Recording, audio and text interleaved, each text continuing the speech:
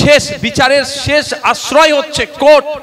কোর্টকে যদি এরা কুলসিত করে ফেলে, কোর্টকে যদি এরা গিলে নেয়, এরা তো সর্বাগ্রাসী, তাহলে আমরা বিচারটা কোথা থেকে পাবো? আজকে ভাবতে অবাক লাগছে, কোন বিচারপতি এদের চুরির বিরুদ্ধে কথা বললে, চুরির বিরুদ্ধে সিবিআই ইডিকে তদন্তের ভার দিলে, কোন বিচারপতি কাউকে যদি বলে আমাকে অত সম্পত্তি কি করে বাড়লো, তার হিসাবটা দিতে হবে।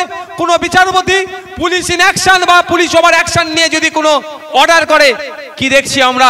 যে সমস্ত বিচারপতিরা ন্যায়কে প্রতিষ্ঠার জন্য তাদের ক্ষমতার সর্বোচ্চ ক্ষমতা লাগিয়ে জনগণের কথা ভেবে, গণতন্ত্রের কথা ভেবে, বিচার ব্যবস্থার কথা ভেবে যে রায়গুলো দিচ্ছে, অনেক ক্ষেত্রে শাসকের বিপক্ষে যাচ্ছে।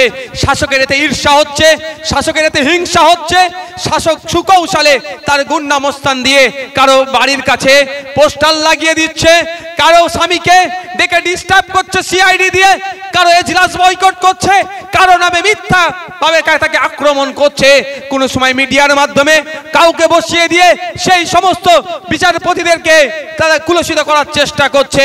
তাই আমি একজন জনপ্রতিনিধি হিসাবে মানুষের কাছে আহ্বান রাখতে চাই, আগিয়ে আসুন, গর্জে উঠুন।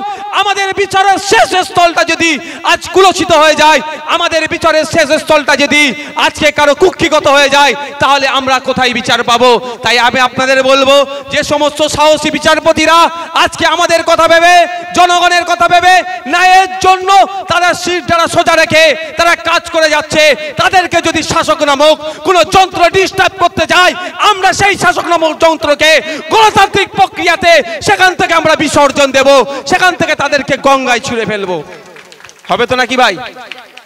আমার যদি আজকে বিচার ব্যবস্থার জজেদেরকে ভয় পাইয়ে দেয়, যদি তারা ভয় পাবে না, কিন্তু সে চেষ্টা করছে।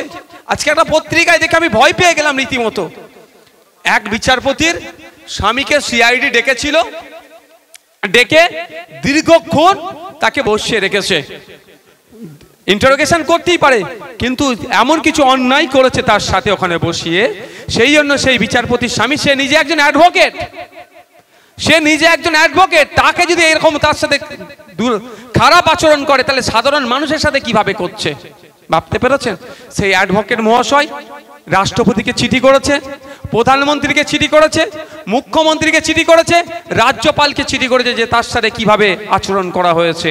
ভাবুন, ভাবার সময় এসেছে, ভাবা প্র্যাকটিস করুন। তো আমাদেরকে তৈরি হয়ে থাকতে হবে। আগামী দিনে যদি বিচারপতিদের সম্পর্কে এই ধরনের কেউ মন্তব্য করে, যারা শিরদাঁড়া সোজা রেখে ন্যায়কে প্রতিষ্ঠা করার জন্য তাদের সর্বোচ্চ ক্ষমতা লাগাচ্ছে, তাদেরকেও যদি কেউ ডিস্টার্ব করে অথবা তাদের নামে এই ধরনের কুৎসিত করে, আমরা কিন্তু গণতান্ত্রিক প্রক্রিয়ায় জবাব দেবো। এই প্রস্তুত আমাদেরকে থাকতে হবে। কি রাজি আছেন তো নাকি ভাই? রাজি আছেন তো নাকি? প্রয়োজনে তাদের জন্য কলকাতা রাজপথে আমাদের যদি যেতে হয়, যাবেন তো নাকি? এটা মাথায় রাখবেন। এটা এখানে কোনো বিচারপতির ফ্যাক্টর নয়, বিচারপতিটা প্রশ্ন নয়। ওই সিটটাকেও যদি আজকে প্রভাবিত করে দেয়, ওই সিটটাকেও যদি আজকে কিনে নেয়, আপনি তাহলে কোথায় গিয়ে আর বিচারটা পাবেন? আপনার সাথে অন্যায় হচ্ছে, আপনি লোকাল থানাতে যাচ্ছেন, সে লোকাল থানাও আপনাকে বিচার দিচ্ছেন না, অবশেষে আপনি কোর্টের দ্বারস্থ হচ্ছেন। সেই কোর্টের বিচারকের চেয়ারটাকে এরা কুলসিত করার চেষ্টা করছে, সেই কোর্টের বিচারকের কেউ আজকে প্রভাবিত করার চেষ্টা করছে। আমি আপনি জনগণ যদি সজাগ না থাকি, ওই সিটটা কিন্তু কুলসিত হয়ে যেতে পারে। এটা মাথায় রাখবেন। আপনি আমি যদি না সজাগ থাকি, আপনি আমি সক্রিয় না থাকলে গণতন্ত্র ভুলণ্ডিত হয়ে যাবে।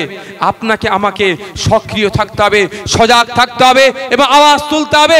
ওই সমস্ত বিচারপতির পাশে থাকতে হবে যে সমস্ত বিচারপতিরা আমাদের জন্য, সমাজের জন্য, দেশের জন্য, ন্যায়ের জন্য, সমাজকে দুর্নীতিমুক্ত করার জন্য যারা নিয়োজিত আছে, তাদেরকে যারা ডিস্টার্ব করছে তাদের বিরোধিতা করে, যারা ন্যায়কে প্রতিষ্ঠা করার চেষ্টা করছে তাদের কলমের মাধ্যমে, তাদের ক্ষমতার মাধ্যমে, তাদের অর্ডারের মাধ্যমে তাদের দিয়ে থাকবেন তো নাকি ভাই?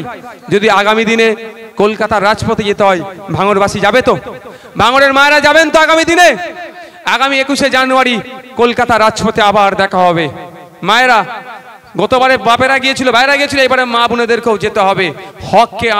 হকের আদায়ের জন্য, হককে প্রতিষ্ঠা করার জন্য আগামী 21শে জানুয়ারি সকাল 10টার মধ্যে কলকাতার রাজপথে আবার আপনাদের সাথে আমাদের দেখা হবে। রাজ্য কমিটির সাথে রাজ্যের বিভিন্ন কর্মীদেরও এক জায়গায় আমাদের দেখা হবে। 21শে জানুয়ারি আবার কলকাতার রাজপথে চলুন।